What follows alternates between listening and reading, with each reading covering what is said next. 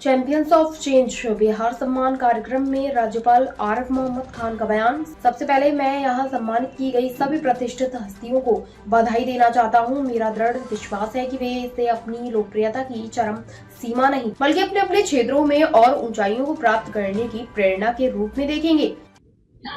सबसे पहले मुझे बधाई देनी चाहिए उन सभी विभूतियों को जिन्हें आज यहाँ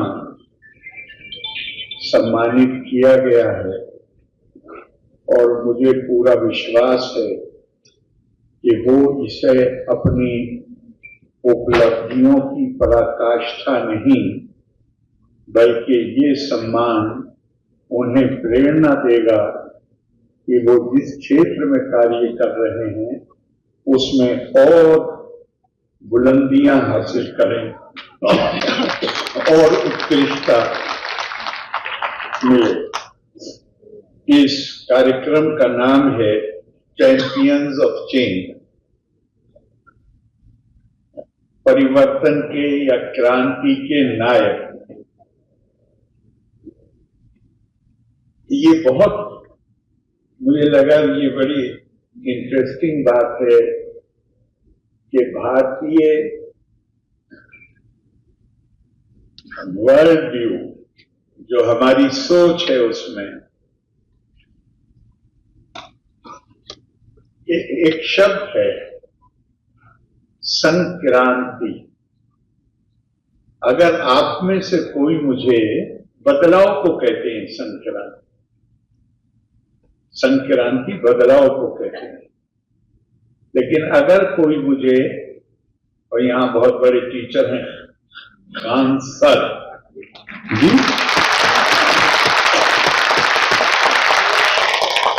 तो वो अगर मुझे भी अपना विद्यार्थी मानकर अगर किसी दूसरी भाषा का कोई अनुवाद बताएं कि जो संक्रांति को संक्रांति के ही अर्थ का कोई शब्द किसी और भाषा में है, चेंज है, रिवोल्यूशन है, परिवर्तन है, क्रांति है, पर संक्रांति मैंने बहुत लोगों से पूछा है वो कहीं मिलता नहीं किसी दूसरे संस्कृति की कल्पना में। और संक्रांति का मतलब है ऐसा परिवर्तन जिसका बाद में पता चले, लेकिन जब वो परिवर्तन आए उस वक्त उस परिवर्तन को कोई महसूस भी ना कर सके।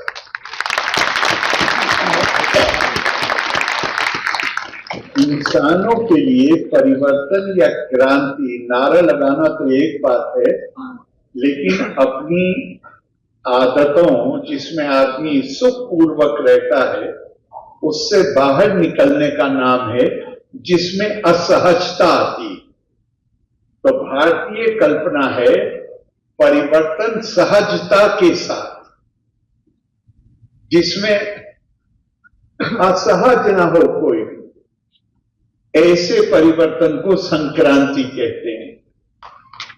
और खुद भारतीय संस्कृति के बारे में ये कहा गया है। स्वामी विवेकानंद के सहपाठी थे प्रोफेसर ब्रिजेंद्र नाथ सिंह, और वो मैसूर यूनिवर्सिटी के वाइस चांसलर भी रहे। उन्होंने अपनी किताब में एक बहुत ही सुंदर वाक्य का उपयोग किया है भारत और भारत की संस्कृति के लिए। इसमें उन्होंने कहा है कि India is ever ageing but never old, नित नूतन चित पुरातन। ये बहुत पुराना है, लेकिन हमारी संस्कृति पुरानी है, लेकिन पुराने होने से विरधता आती है, और विरध होने से जो कमजोरियां आती हैं वो इसके अंदर नहीं है।